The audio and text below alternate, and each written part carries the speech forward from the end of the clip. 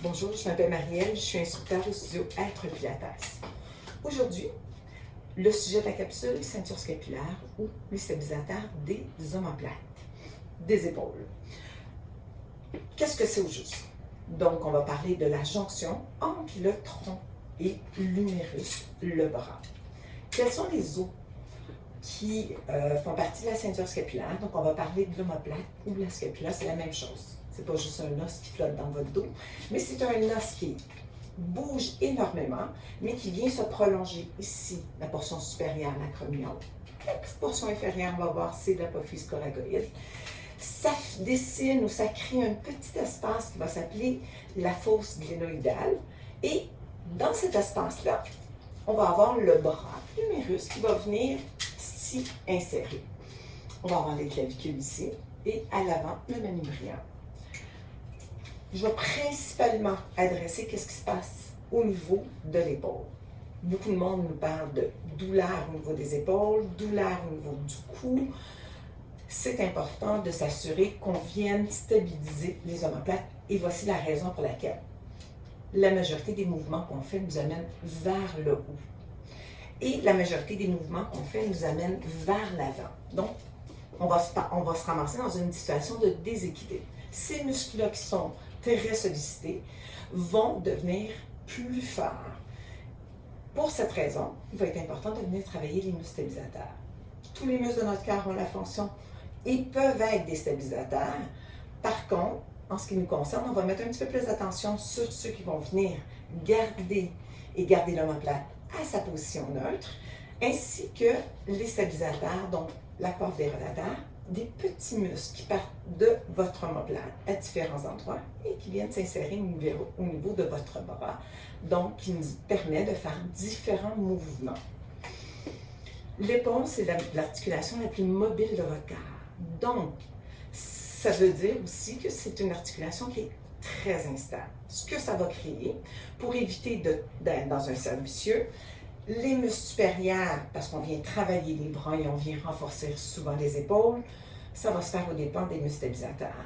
Et en plus, je dirais que les coiffes de rotateurs vont être copées encore plus. Donc, ils vont être de moins en moins sollicités. On se ramasse dans un cercle vicieux. Et c'est important d'essayer de s'en sortir. Ce qu'on va faire en pilates, c'est qu'on va essayer tout simplement de venir stabiliser et se concentrer, mettre l'attention sur ça. On ne veut pas travailler les autres muscles, vous les faites à journée longue. Donc, on va mettre un petit peu plus d'amour et un petit peu plus d'attention à ce niveau-là. Prendre conscience de sa position, c'est essentiel. Okay? Qu'est-ce qu'on fait avec les épaules?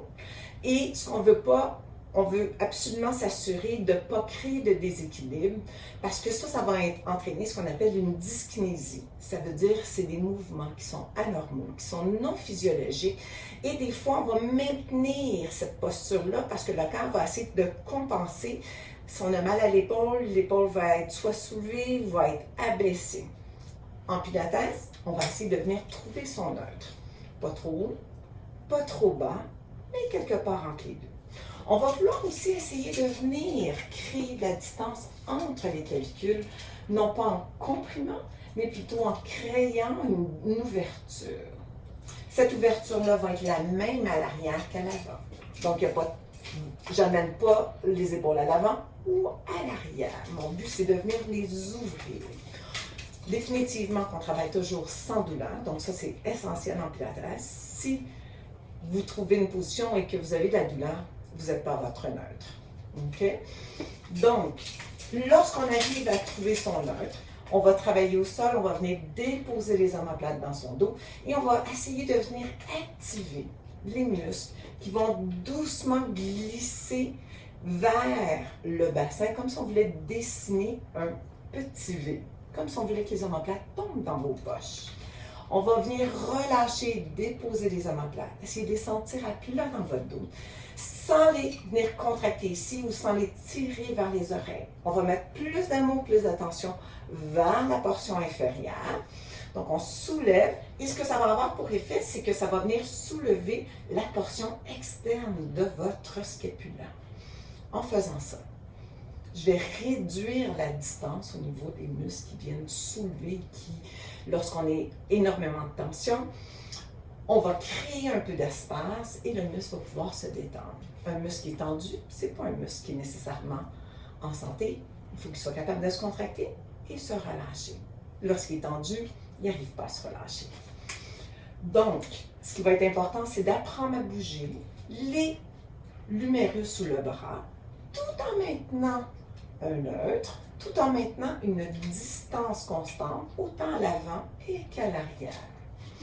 Ce qu'on veut faire, c'est essayer de développer, répéter des mouvements, travailler au neutre. Par la suite, faire des mouvements avec la stabilisation des omoplates de façon à ce que ça s'intègre dans notre quotidien, de façon à ce qu'éventuellement, on soit capable de repositionner les épaules comme il faut, de relâcher les tensions et faire un automatisme avec, que ça devienne un mouvement qu'on recrée et qu'on recrée, donc qui s'installe dans notre corps. Je vous encourage à communiquer avec l'équipe si vous avez plus de questions. Merci beaucoup et je vous souhaite de passer une belle journée.